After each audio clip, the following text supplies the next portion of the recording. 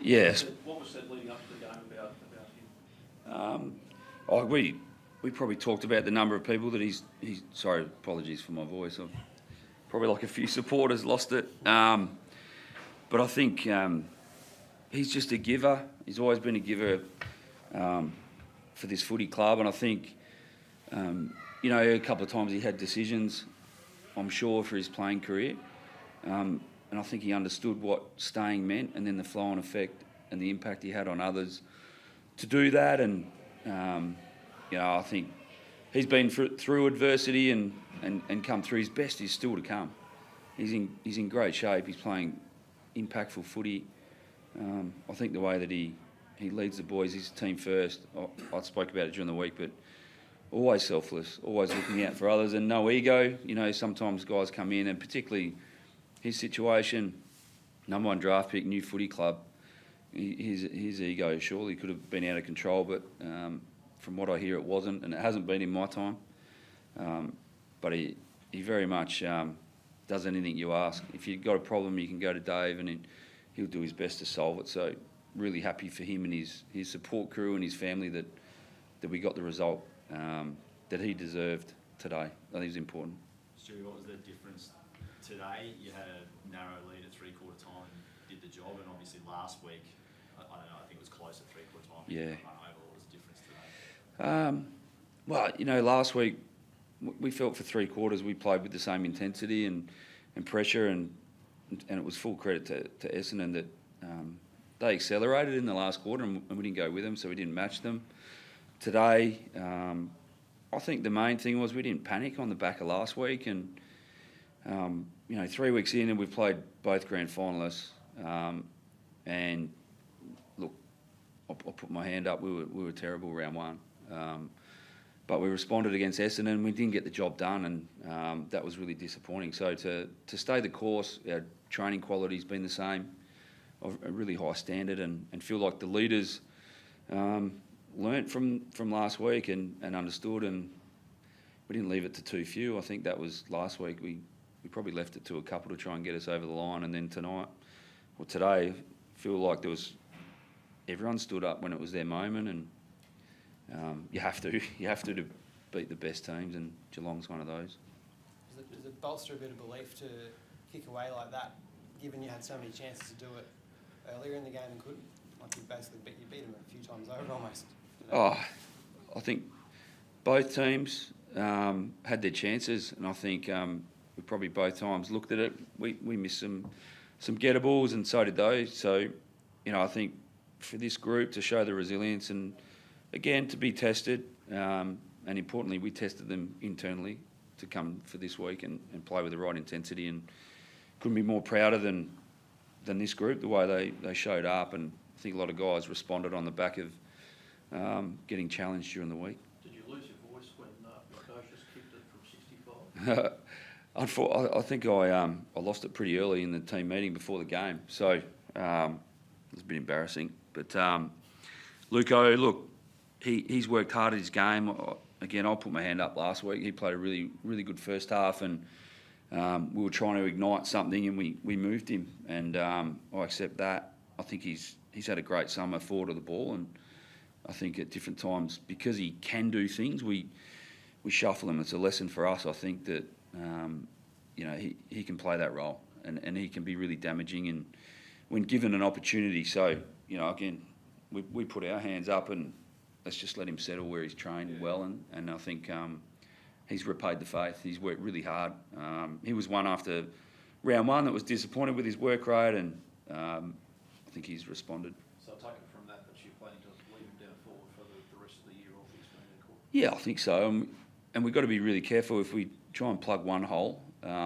What impact does that have? And we need our players to be versatile, but he was one that was going well. And I think at different times, getting Lockie and Will Power back in probably help us, because they're pretty flexible as well, and they change the look of our team clearly. So we've had some injuries in the first couple of weeks, so getting closer to our preferred mix, and I think that has an impact on different players. Lockie Weller's good to touch off. He was enormous today. He's enormous. His belief in himself and his speed, and I think the players have full trust in him when he's around the ball and uses it really well. And again, our medical and high performance department did a fantastic job with Lockie and Will in this instance to come back from serious injuries and come in. Will played a half. Lockie didn't play anything in the VFL, so they're easy calls to make in hindsight when they play well. But I guess that's our confidence in the players and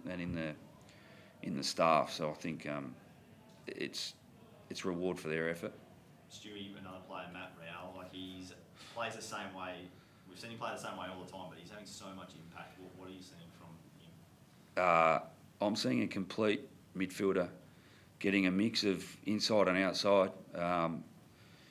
If any young mids are watching TV, go and have a look at his first 3 weeks of the AFL season and watch the way he goes about it. It's impressive. I think if you're just looking at his stats, it's a disservice to Rowley. It's a disservice to the game to not actually understand his will to win and competitive nature is unbelievable. And he's only going to get better. I think he's really understanding the game now, and he's fit, strong and fit. It's great to turn to him. You know what he's going to give. So again, he's probably averaging mid-20s, but every touch he's earned, every touch is quality. He is getting the mix of inside, outside. So I think, again, we don't want to go after too many things. His game will evolve naturally, and I feel like it's easier to build it from inside out than go the other way. And Rowley's certainly one of those. So really proud of the way he's playing. Nearly got us over the line last week as well. Is his fitness and confidence pretty much back where it was around the time where he made his debut? And to some degree in the football public's mind, he might almost still be defined by those first few games before the injuries, serious injuries. Yeah. I know there was the hype of those games, but I think we do have to celebrate the positives in our game, and Rowley's one of them. And I think the way he goes about it is first class, and he's playing better footy now than those 3 games, and maybe it's just that we're a little bit more even as well, and he'll hit the scoreboard as well, which is important. So I know in those first couple, I reckon he kicked 2 goals in every game. So, but again, we don't want to be a one-man band. So when Rowley's on, and they might put a bit more time into him, but then Took and Ando, I thought their work rate. Rowley's had the most pressure as well, so he values both sides of the ball. What about Lugosius? He didn't really touch on it. The 60-metre kick. It's quite a moment for him and the club because it sealed the game too. Yeah, I'm just proud of him. He puts the work in, Luco, and he does that regularly at training. So we probably just haven't been able to connect with him as much as we would have liked. Particularly last year, countless times, we just missed him. To the point I bought a high-vis shirt for him to wear around the club so that everyone could see him. Like I said, wear this all week. We're missing this guy. He's there. He can do it. We just got to get it to him. So, it was a great moment for him, and I think he's just going to build on that. And just as good as the shots at goal or his halving a contest, really important to bring others into the game. So what happened in the pre-game? You said you got to be carried away, did you? Or? Oh no, I think I woke up a bit croaky, so it just went south from there. So few words after the game, not much to say really. Just thanked everyone for their efforts and get back to work. Yeah, for next week. Do you think Lukosius could go to junior? Yeah, for sure. Like he does that a lot at training, and I think the breeze maybe picked up a little bit. Charlie Ballard said his was a little bit longer, but I disagree. So, again, we've got to celebrate the skill of these guys, and it's such a unique skill to have to be able to do that. Not many can, and I'm glad it went through. That's for sure. We needed it when we needed it. Pressure goal. Do you think players need to have moments like that to click or unshackle themselves? Like you said, you've struggled for him to reach his potential. How big of a moment is it for him, do you think? Well, it's up to him, and I think his work rate's always been there, and I know people have talked about different things with him, but again, I feel like, we've got to commit to him being where he's best suited. And I think at the moment, if we can play like that, then that's a good position. And Kingy's an example. you know, he kept presenting. He got separation.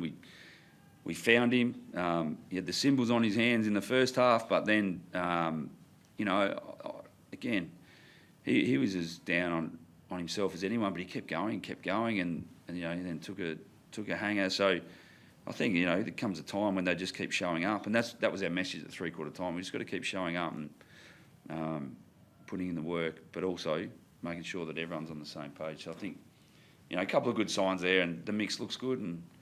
But again, as we've seen with the comp, it's pretty relentless. So we've got to dust ourselves off and get back on it, because Saints are 3-0. So they'll be up and about. Beautiful. Thanks. Thank you. Thanks.